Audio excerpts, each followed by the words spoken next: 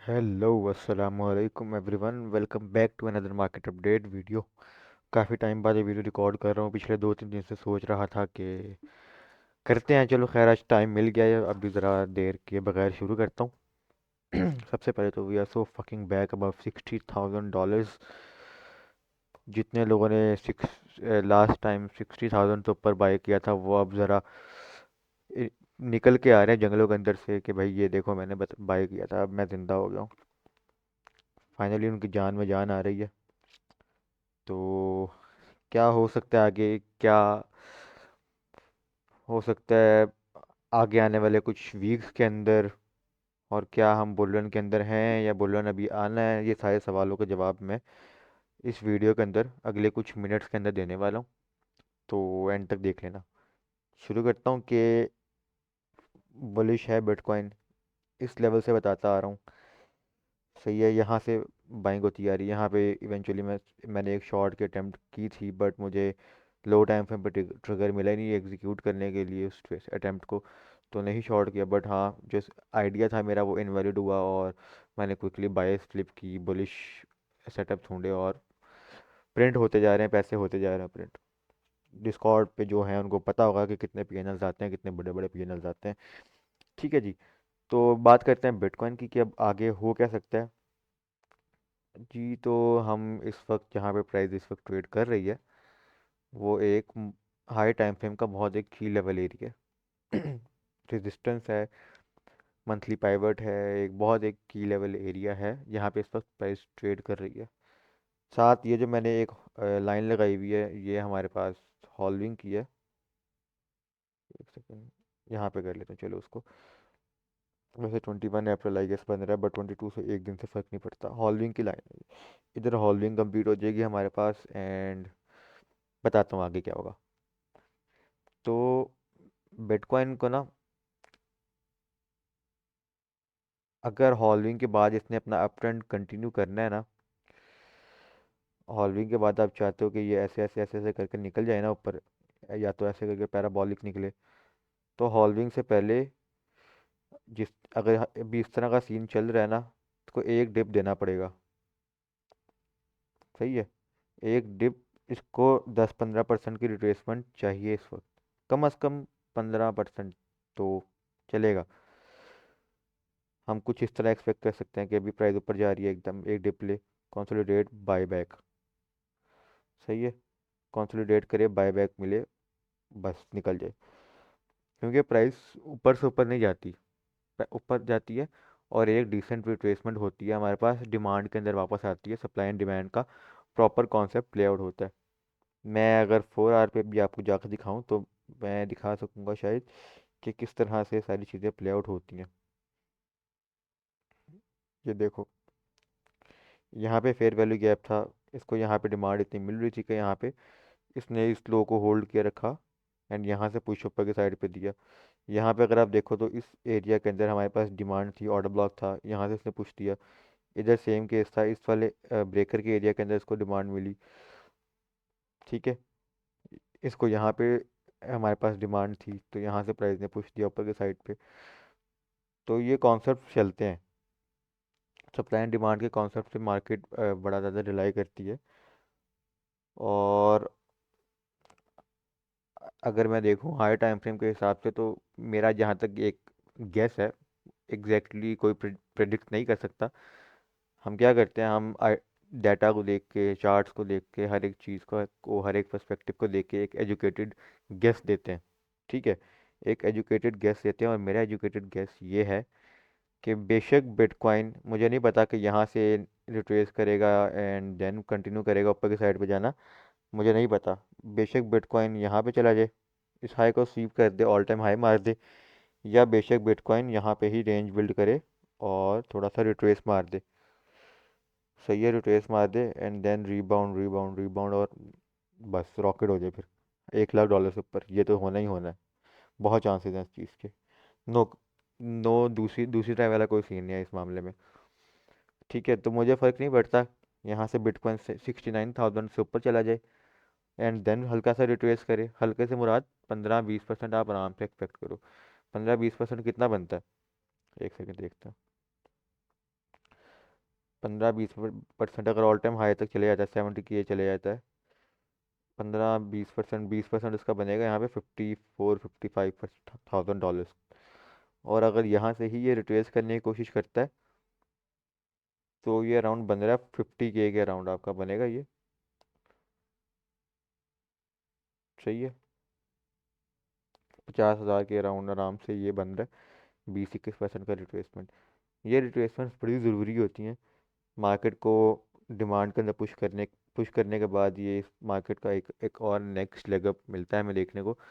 अक्सर ये सिनेरियोज होते हैं and यही कुछ कॉन्सेप्ट्स हैं जिन पे मार्केट बेसिकली वर्क करती है, सप्लाई एंड डिमांड। सही है, ये सारी गेम है। तो मुझे फ़र्क नहीं पड़ता, मैं यहाँ पे गैस तो नहीं दूंगा, इस पॉइंट पे ब्लाइंड गेसेस तो नहीं दूंगा कि यहाँ से नीचे आता है फिर ऊपर जाता है, या यहाँ से ऊपर जाएगा हाई को स्वीप करेगा नीचे आएगा देन ऊपर जाएगा। I have no idea. But अब मैं आपको बताता हूँ कि मुझे इस पॉइंट पे लग क्या रहा है।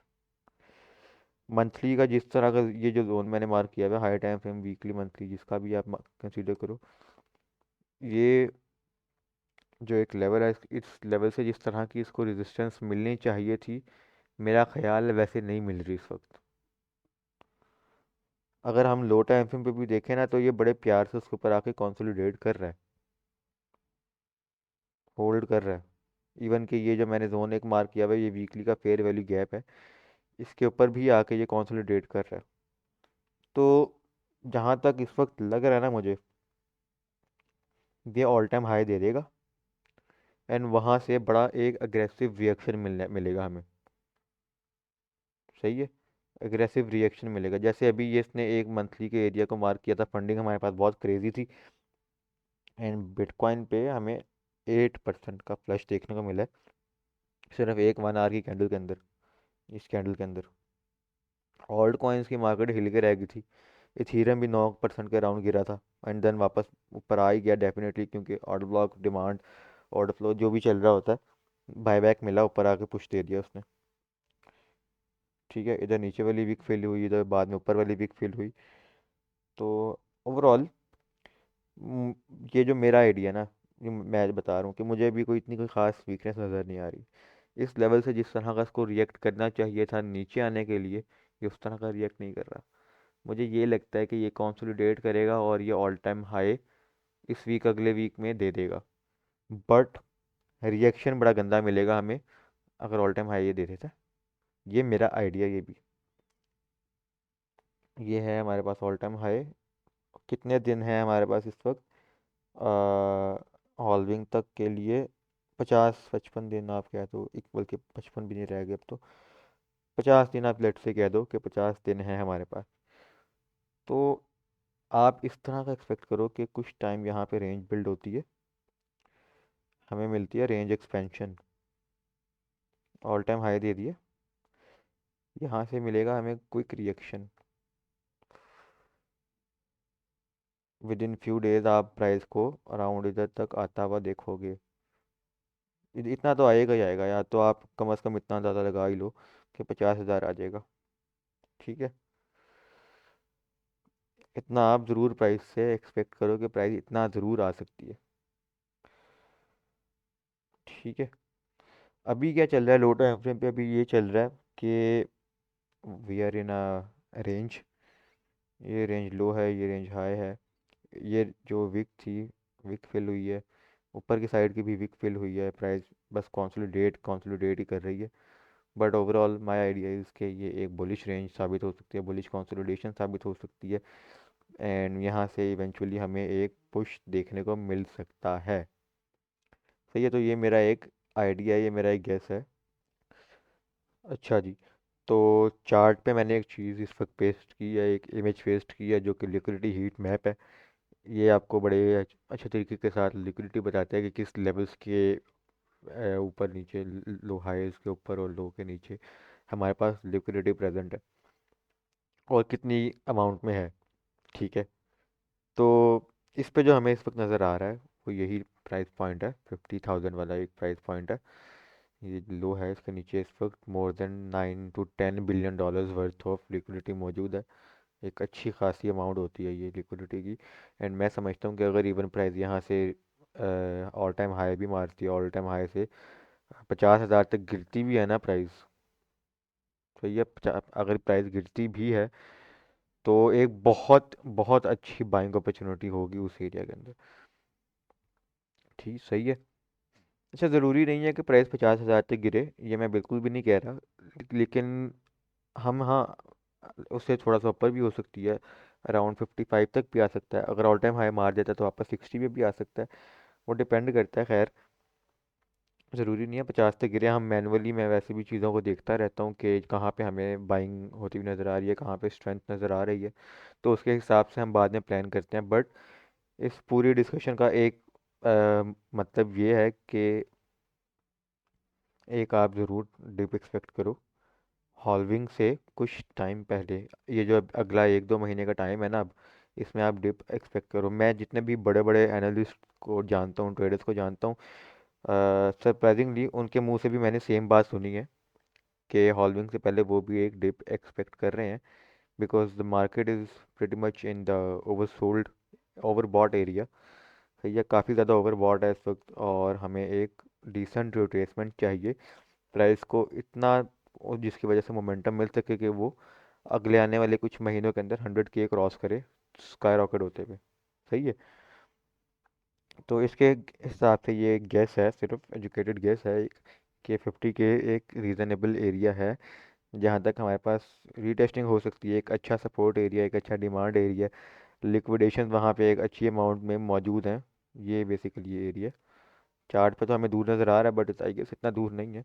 अगर इसको मैं टॉप टू बॉटम मार्क करूँ कितने परसेंट ये बनता है, तो आई गेस ये बनेगा आपका अराउंड 28 बनेगा शायद, जैसे 70 चली जाती है प्राइस।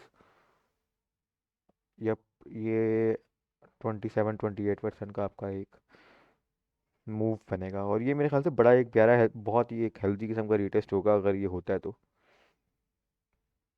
सही है, बड़ा ही एक कमाल का रिटेस्ट हो जाएगा। और मैंने बड़ी दबा के स्विंग लॉन्ग्स खोल लेने हैं यहाँ से, इस एरिया से अगर अगर आ जाती है ना प्राइस, बहुत बाइंग होनी है। ये बात तो मैं आपको गारंटी दे देता हूँ। आप लोग रिटेलर्स पैनिक कर रहे होंगे कि ये डंप क्यों हो गया, ये डंप क्यों हो गया, जबकि समझदार आदमी ना बाइंग कर रहा होगा दबा के। ये एक आपके पास लास्ट अपॉर्चुनिटी होगी अगर ऐसा होता है। ये लास्ट अपॉर्चुनिटी होगी मार्केट में एंटर होने के लिए, अगर आप बाइंग नहीं कर सके नीचे से, आप यहाँ पे बाइंग कर लेना। ये एक लास्ट अपॉर्चुनिटी होने वाली है अगर ऐसा होता है तो। सही है।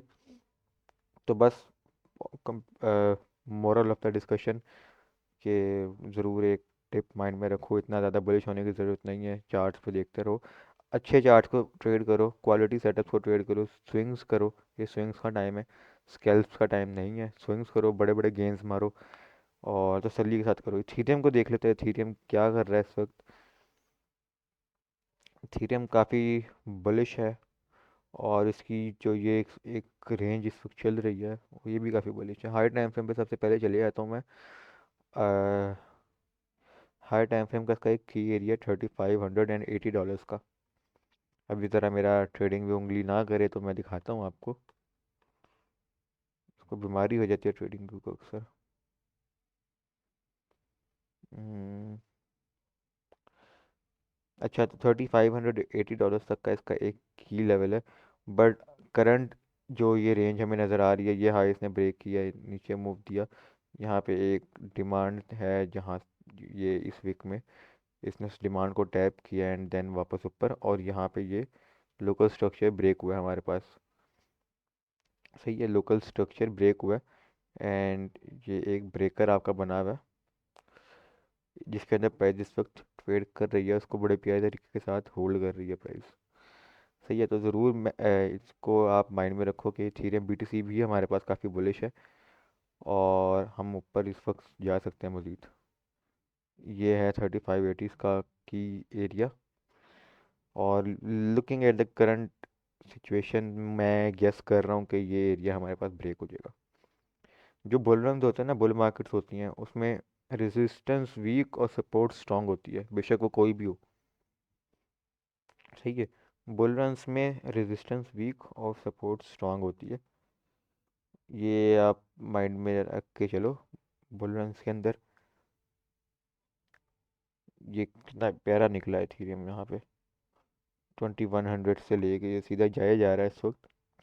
बीच में हल्की फुल्की रिट्रेसमेंट्स हुई हैं, यहाँ पे हुई है, यहाँ पे हुई है, इस कैंडल में भी हुई है। और ये स्टिल काफ़ी बुलिश लग रहा है। अच्छा, तो यहाँ पे देखते हैं। ये एक मूव आया था।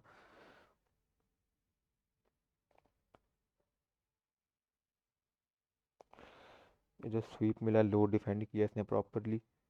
एंड यहाँ पे आप कह सकते हो कि एक डिमांड थी इसकी, जिसको उसने टैप किया।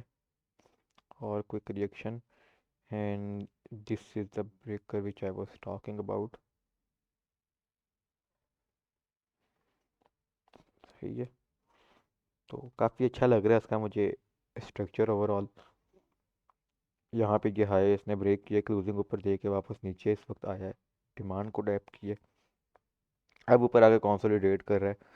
तो आई गेस ये कुछ टाइम के अंदर ब्रेकआउट दे देगा। इथेरियम बीटीसी की भी अगर मैं बात करूँ तो काफ़ी अच्छा लग रहा है वो भी। कितना लाए,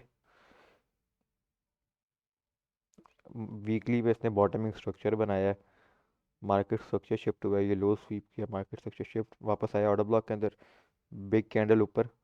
और अभी ये हमारे पास वीकली के ऑर्डर ब्लॉक के अंदर ही ट्रेड कर रहा है। इस वाले जो न्यूली फॉर्म्ड ऑर्डर ब्लॉक है, इसमें ये इस वक्त ट्रेड कर रहा है और थोड़ा बहुत बाय बैक इसको मिल रहा है। यहाँ पे फेयर वैल्यू गैप भी है, वन डे का ऑर्डर ब्लॉक भी है। तो मुझे यही लगता है कि आने वाले कुछ टाइम के अंदर इथेरियम एक बार फिर बीटीसी को आउट परफॉर्म करने वाला है। लेट्स से कि बीटीसी थोड़ा कंसोलिडेट करता है यहाँ पे, और इथेरियम इस दौरान पंप मार देगा। बीटीसी अगर 60 से लेके 63 64 तक कंसोलिडेट करता है, इस दौरान में इथेरियम पंप मार देगा। ऑल्ट कॉइन्स काफ़ी ज़्यादा क्रेजी ऑलरेडी हुए हुए हैं, बट आप बीटीसी से ये ज़रूर एक्सपेक्ट कर सकते हो कि अगर ये कंसोलिडेट करता है तो इथेरियम मूव दे देगा। वैसे भी इथेरियम ने दे ही देना है इंशाल्लाह, जितना जितना ये सब अच्छा लग रहा है। और रेजिस्टेंस को ये घंटा मतलब रिस्पेक्ट नहीं दे रहा आजकल, एक वीक सपोर्ट से भी ये बड़ा प्यारा रिबाउंड कर रहा है। तो आप बिल्कुल ये एक्सपेक्ट कर सकते हो कि इथेरियम से कि ये निकल जाएगा। 3580 ये की लेवल है, यहाँ इसका रिएक्शन ज़रूर बड़ा मैटर करता है। ठीक है, डोमिनेंसेस वगैरह देख लेते हैं। मेरे ख्याल से बीटीसी डोमिनेंस का चार्ट जो मैं देखने जा रहा हूँ उस वक्त बड़ा स्ट्रांग होगा। 1 आवर पे तो नहीं है इतना स्ट्रांग, पैसा ऑल्ट्स के अंदर इनफ्लो हो रहा है। बट हाँ, high time frame definitely BTC dominance बहुत स्ट्रांग है। मार्केट के अंदर जितना पैसा आता है मेजोरिटी पैसा बिटकॉइन के अंदर जाता है। एंड डेफिनेटली होना ही है ये तो।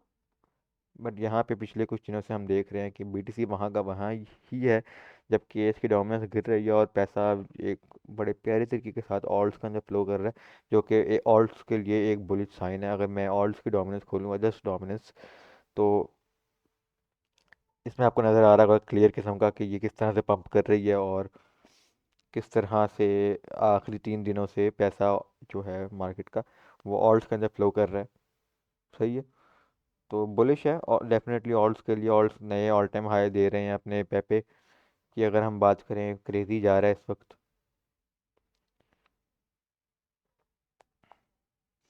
इसको इसको लॉन्ग किया था हमने, ऑल टाइम हाई इसने दे दिया है। बहुत बहुत क्रेजी गेंस, मतलब सीधा सीधा 2 3 दिन के अंदर इसने कितने परसेंट मारा है, 108% से तो ऊपर ही मारा है। ये वीक भी है, 108% से उसने ऊपर ही मूव दिया है, एंड नॉट कमिंग स्लो। इसके अलावा फ्लोकी है हमारे पास, बॉन्क है। बॉन्क्स ग्रुप में डिस्कॉर्ड में मैंने स्पॉट बाय करवाया था पब्लिक चैनल के अंदर, सबने जिस जिसने बाय किया उसका फ़ायदा है। बॉन्क बहुत क्रेजी गया, फ्लोकी को आप देख रहे हो कैसे जा रहा है ये इसको क्रेजी।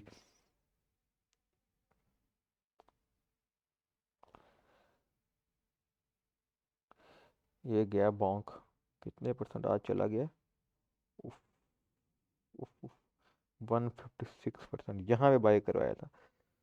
तो इसी तरह शिप भी अगर आप देखो वो भी आजकल पंप कर रहा है, मीम्स के अंदर पैसा बड़ा प्यारा फ्लो कर रहा है। इवन कि अगर आप डॉज को भी देखो तो उसने भी मूव दिए हैं।